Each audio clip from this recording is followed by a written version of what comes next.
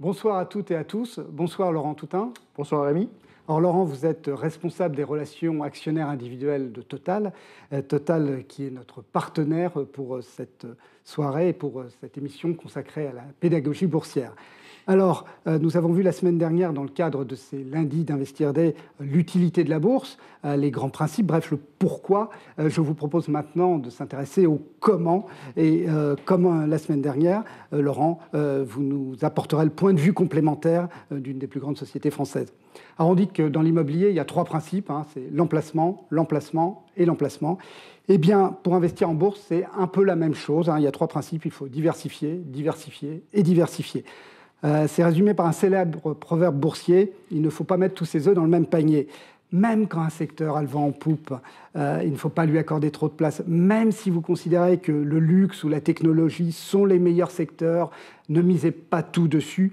Pensez à l'aéronautique, c'était le secteur vedette ces dernières années, et il a plongé brutalement cet hiver, alors à cause de la crise sanitaire et de l'arrêt brutal du transport aérien, puisque les compagnies aériennes n'ont plus passé de nouvelles commandes aux avionneurs. Donc une bonne diversification, cela veut dire avoir des actions d'une dizaine de sociétés différentes. Et donc pour commencer en bourse, on peut considérer qu'il faut avoir environ 10 000 euros à placer, soit 10 lignes, 2 000 euros. Alors pour un jeune qui débute, on peut voir un peu plus petit, on peut voir 5 000 euros avec 5 lignes, 2 000 euros, avec l'idée tout de même de passer rapidement à la dimension supérieure et de retrouver les 10 lignes dont je viens de parler. Alors cette diversification, elle doit d'abord être sectorielle et ensuite géographique. Même si, quand on dispose d'un petit portefeuille boursier, on peut sans doute rester concentré sur le marché français, ne serait-ce que parce que les grandes entreprises françaises sont des multinationales présentes dans le monde entier, et donc qu'elles remplissent au moins partiellement cette fonction de diversification géographique. Je me tourne vers vous, Laurent. Total est présent dans combien de pays dans le monde ? Eh bien, en fait, Total est présent dans plus de 130 pays dans le monde. Donc là, effectivement, on peut parler de diversification géographique. Et c'est une société qui est aussi multiculturelle, parce qu'il y a à peu près 150 nationalités de collaborateurs qui travaillent dans toutes nos filiales. Alors, cette couverture géographique, elle sert exactement à ce que vous venez de dire, Rémi. Elle sert donc à la fois à répartir les risques, bien sûr, mais aussi de mieux équilibrer notre activité en compensant les marchés à la baisse par notre présence dans des marchés qui peuvent être en croissance, bien évidemment. Et est-ce qu'on peut parler aussi de diversification au niveau des métiers du groupe ? Oui, alors bien sûr, pour la notion de diversification chez Total, elle passe aussi par sa transformation en un groupe multi-énergie, en faisant croître de manière rentable sa production d'énergie à partir de gaz naturel et à partir de renouvelables et d'électricité. Ce sont deux marchés qui sont en forte croissance et évidemment Total veut être présent sur ces marchés pour créer de la valeur à long terme pour ses actionnaires. Dans la prochaine décennie, donc vous voyez, c'est loin, mais en même temps, décennie, c'est pas si loin que ça, la production d'énergie totale va croître d'un tiers. Donc elle va augmenter de plus de 33%. Cette croissance proviendra donc pour moitié du gaz naturel liquéfié et pour l'autre moitié donc de l'électricité à partir de renouvelables. Total est déjà le numéro 2 mondial du gaz naturel liquéfié et on a comme ambition d'être dans le top 5 des producteurs de renouvelables. Alors, ça va avoir un impact important sur le profil du groupe, vous le voyez à l'écran. Pris un slide, on n'a pas beaucoup, mais je trouvais que c'était intéressant que vous puissiez le constater. À horizon 2030, les ventes des produits pétroliers du groupe vont diminuer de près de 30%. Donc, quand on parle de trajectoire de transition énergétique, vous en avez une illustration. Total annonce que ces ventes de produits pétroliers vont baisser de 30%. En revanche, vous l'avez vu aussi, globalement, notre production d'énergie va croître. Et donc, le profil du groupe, tel que vous le voyez là, à horizon 2030, ça sera à peu près 35% de produits pétroliers, dont 5% de biocarburants, 50% de gaz naturel et environ 15% d'électrons. Alors, les électrons, principalement donc, de l'électricité produite à partir de renouvelables. Donc, à l'échelle de Total, cette transformation, cette diversification, elle est majeure. Alors pour bien réaliser la diversification au niveau du portefeuille, il faut aussi savoir qu'il y a différents types de valeurs en bourse. La première catégorie, ce sont les valeurs de croissance. Elles ont été clairement les grandes gagnantes des dernières années. Ce sont des sociétés qui évoluent dans des domaines porteurs comme la technologie, la santé ou l'environnement. Elles affichent des taux de croissance de leurs bénéfices et de leur activité de plus de 6-7% par an, mais en contrepartie, elles sont chères en bourse. Alors on peut citer quelques exemples, STMicroelectronics, Téléperformance, Worldline, Biomérieux ou Sartorius Stedim. Viennent ensuite les valeurs à forte visibilité. C'est un peu de la croissance tranquille, hein. Elles ne déçoivent jamais ou presque. On les trouve dans les biens de consommation, le luxe ou dans certaines industries. L'exemple type, c'est Air Liquide, valeur de référence pour les actionnaires, mais c'est aussi LVMH, L'Oréal, Pernod Ricard ou Schneider Electric qui se rangent dans cette catégorie. Troisième groupe, la value. Alors c'est un terme anglais qu'on peut traduire tout simplement par valeur, mais ce n'est pas tout à fait ça, hein. Ce sont des actions en retard, délaissées par les investisseurs, bon marché. Alors depuis 10 ans, elles sont terriblement déçues en bourse, mais leur heure pourrait peut-être revenir. On y trouve les valeurs bancaires, la finance plus globalement, en partie le pétrole, hein, les produits de base, quelques valeurs à titre d'exemple, BNP Paribas, Carrefour, Saint-Gobain ou M6.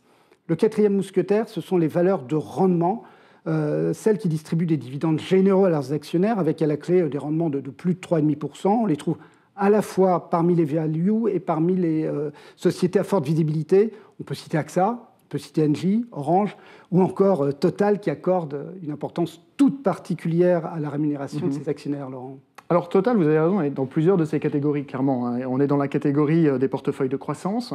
Vous l'avez vu et je viens de vous le montrer, hein. On est une société qui a pour ambition de croître parce que justement, on n'est plus que dans le pétrole, on est aussi dans le gaz, beaucoup plus, et demain dans l'électricité renouvelable. Mais on est aussi, évidemment, vous avez raison de le mentionner, dans les portefeuilles de rendement. Donc en effet, Total verse un dividende attractif, hein. Si on regarde la moyenne de ce dividende et du rendement brut de ce dividende sur les 10 dernières années, la moyenne par an est d'environ 5,6%, vous le voyez à l'écran. Donc c'est un dividende qui est très rémunérateur. Alors, évidemment, vous connaissez la phrase, hein, les performances passées ne préjugent pas, et c'est toujours important de le rappeler, ne préjugent pas des performances futures.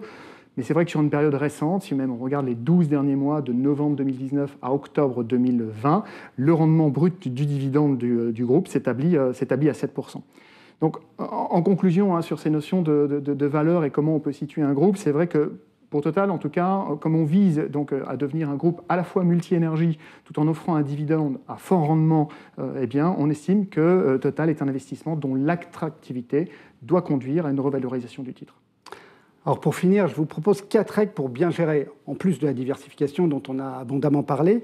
Alors la première règle, c'est d'éviter de se disperser. Alors c'est-à-dire d'aller trop loin en fait dans la diversification et de tomber dans la dispersion. Ne plus être un investisseur, mais un collectionneur de participations dans des sociétés. Je prends un exemple, hein. Si vous avez 50 lignes différentes, chacune d'elles ne représentera en moyenne que 2% de votre portefeuille. Alors, si une de ces actions gagne 50%, ce qui est remarquable, hein, eh bien, votre portefeuille global ne progressera que de 1%, ce qui ne sera pas très significatif en fait, à l'échelle du portefeuille. Et puis, il y a un côté pratique, c'est vraiment très difficile de suivre, de bien s'informer sur 50 sociétés différentes. Deuxième règle, et il ne faut pas être trop gourmand, hein. Quand on achète une action, il faut se fixer des objectifs de cours. C'est ce que font les analystes financiers, c'est ce qu'on fait à investir. Et quand cet objectif a été atteint, il faut se poser la question, est-ce que si je n'avais pas cette action, est-ce que je l'achèterais encore? Si la réponse n'est pas claire, si c'est peut-être, eh bien, c'est sans doute le moment de vendre une partie de ces titres. Troisième principe, accepter de se tromper, hein. Ne pas être orgueilleux, reconnaître ses erreurs en bourse.